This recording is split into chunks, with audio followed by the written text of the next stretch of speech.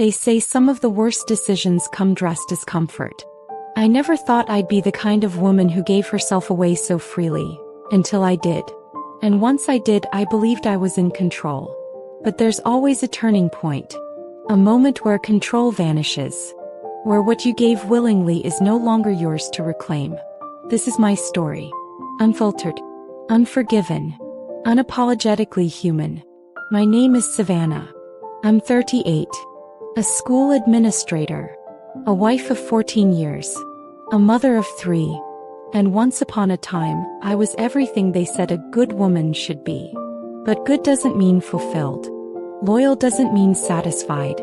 I gave my love, my trust, my body willingly. Until the day it all flipped. Until the day I realized I had no control over the consequences of a choice I thought was mine to make. It started with a glance. Then a smile.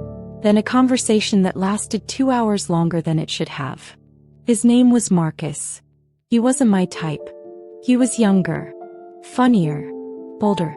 He asked questions my husband hadn't asked in years. "Do you even like your life?"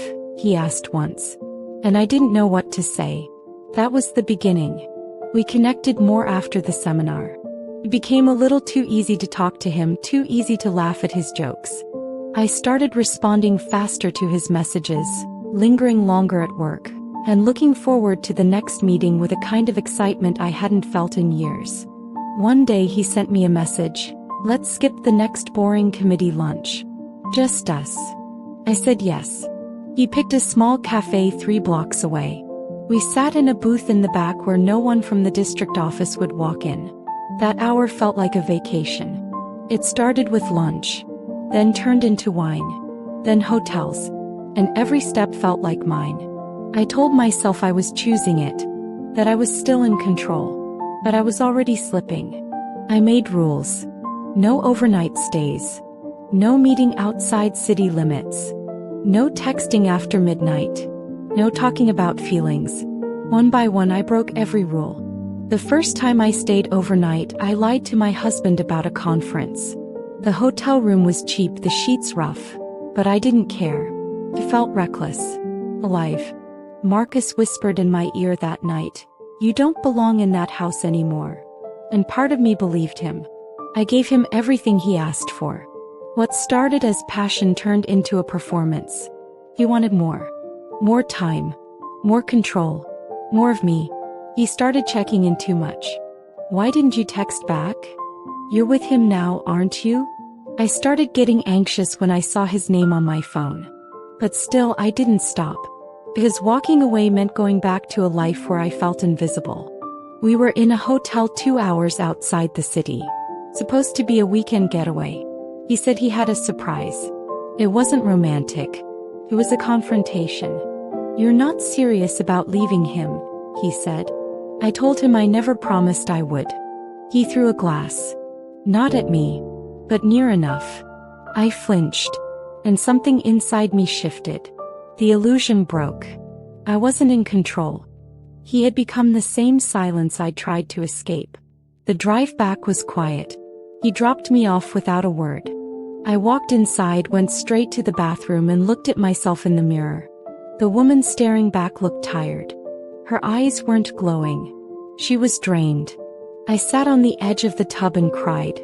Not just for what I'd done, but for how little I felt. A week later, my husband found the burner phone. He didn't yell. He didn't ask questions. He just packed a bag and left. The silence that followed was worse than any fight could have been. I had wanted to be seen, and now I was alone. Marcus kept calling. I didn't answer. He sent flowers, notes, promises, but it all felt like noise now. He wasn't a savior. He was a mirror of my own self-neglect. I had used him to feel something, and now I felt everything at once. Shame, guilt, longing, fear. I blocked Marcus. I started therapy. I journaled every night, trying to understand the path that led me here. One night, my therapist asked, "Do you think you deserve to be happy?" I cried for 30 minutes. Because I didn't know the answer. But I wanted to. I focused on my kids. On my job. On myself. I started going for walks, cooking dinners, calling old friends. At first it was just motion. But over time the numbness faded. I began to feel. Then whole. Then enough. Marcus sent a letter. Handwritten. He apologized. Said he was in therapy too. Said he hoped I'd found peace. I read it once. Then burned it. Not out of anger. But because I didn't want to carry it anymore. I didn't need the reminder. I'd already survived it. I've stopped calling it an affair. It was a detour. A desperate search for something I thought I'd lost. But what I really lost was myself. And what I found was the strength to come back. Not perfect, but aware. And that's enough.